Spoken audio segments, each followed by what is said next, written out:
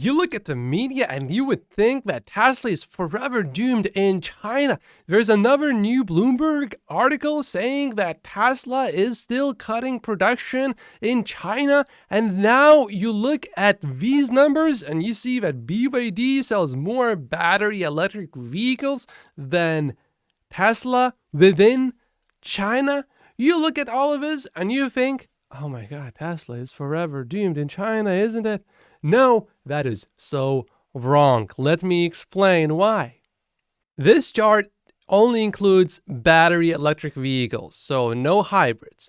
We got to get that out of the way. However, BYD sells cheap cars. I mean, really cheap cars. The average selling price or the market share that supposedly Tesla is losing to BYD is in the less than $30,000 segment. Tesla's cheapest car in the US specifically is about $47,000.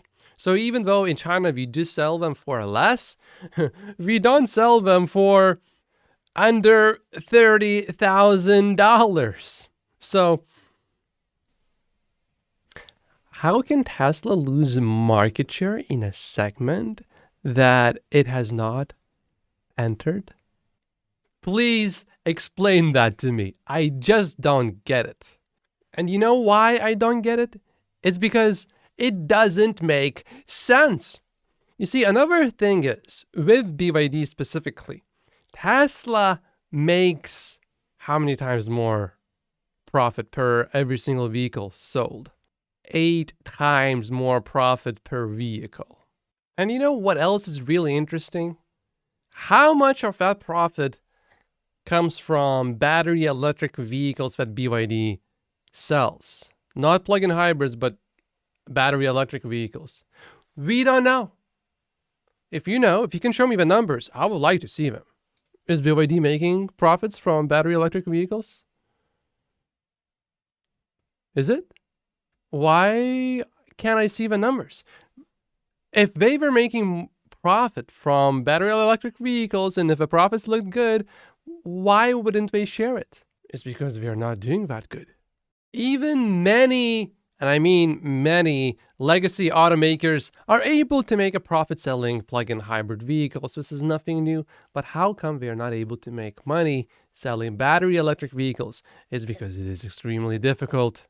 Look, companies like Toyota and BMW and Mercedes, they make a decent amount of money selling other vehicles that are not battery electric vehicles. But that doesn't mean that they will have a good transition where they will be able to successfully compete with Tesla. This is the growth of Tesla in China.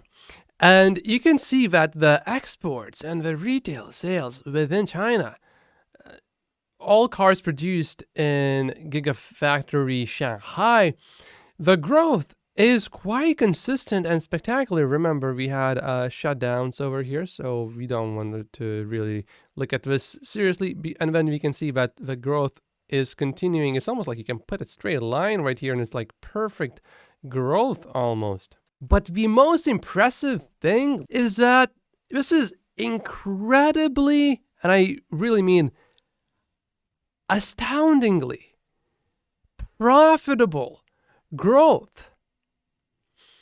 Now, I am not knocking BYD. I mean, it is so hard to compete with Tesla. If you're competing with Tesla, by default, you are doomed. And if you don't go bankrupt, then respect to you. But you see, BYD is not that profitable, and it's growing, and respect for that. Their growth is incredible. But it's not incredibly profitable growth. That's the problem. Tesla is looking at 27.9% automotive gross margins, all while scaling at an unprecedented speed. Just imagine if Tesla went like BYD and said, screw it. We're going to target about $1,190 in profit per every single vehicle sold. Can you imagine how fast Tesla would grow then? You thought growth was crazy until now. Oh, you just watch Tesla grow when they reinvest all of their profits or just lower the prices. Demand would skyrocket to absolutely ridiculous levels.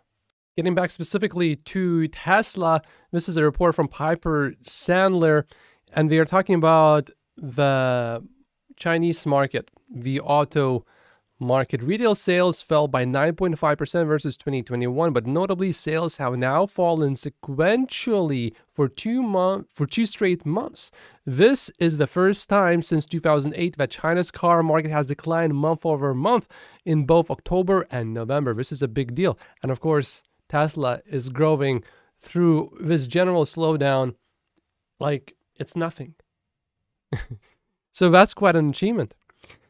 Which are two of the seasonally strongest months in the year, usually combining for 18.7% of full year sales. The November result implies an analyzed sales rate of only 17.2 million units.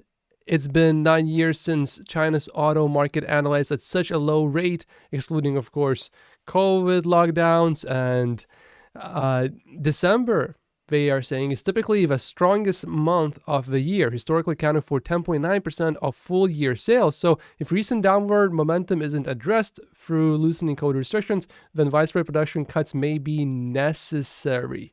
In this context, it's easier to understand recent rumors about Shanghai cuts in the Gigafactory. Also, car shortages aren't a problem anymore. In fact, dealers have been discounting. It is quite likely that Tesla is already working on a cheaper car, and I mean not a robotaxi, but an actual cheaper car to continue to ensure that Tesla grows within China as well, because the market for cheaper cars is absolutely huge. Now, Kevin gave some thoughts about how a car this cheap would look like, a 20 to 30 kilowatt hour battery. So the range would be very tiny, just about 100 miles. 2-door, standard model, free interior, autopilot extra. Most daily commuters do not need more than 100 miles. National average commute round trip was 53 minutes in 2021. I don't know. For China, maybe that would not be that terrible, but for any other place, yeah, I don't know. I don't think I would want a car that has its range this short, unless this is the second car of the household, then maybe not very terrible. Also, November sales within China for Tesla, domestic sales, 62,500 roughly. That is a little bit better than I think many actually expected. Not by much, but by a little bit. Which of course is good, because that means that demand within China is not bad. I am not the only one excited by domestic sales within China. James is very excited and very happy with the numbers that we got. So we'll see how it will go with lockdowns and shutdowns easing. Hopefully China will stay strong and open, and that may still produce what Elon said, an epic Q4. In the meantime, we have to fight FUD. This article, oh my god. He's saying Elon Musk overpromising, under-delivering, and struggling to keep staff. He's talking about Giga Berlin specifically. Twitter, no. He's talking about Tesla. Vacancies have doubled since mid-June, with particular problems hiring qualified staff in Berlin, where they compete with Volkswagen. Wow, one thing that you have to point out, which Rob, by the way, Rob Mauer from Tesla Daily, has done a phenomenal job pointing this out. Vacancies have doubled since mid-June because, do you remember that Tesla laid off people around that time? Which would mean Tesla is not hiring anymore. So naturally, if you just fired people, you are not going to have job postings saying, oh, we are hiring. That wouldn't make any sense. And then Rob says, a good reporter would note that Tesla laid off people, so therefore Tesla would not be hiring anyone. A decent reporter would add this context to their article. You are neither. Ooh! You gotta like Rob after this one.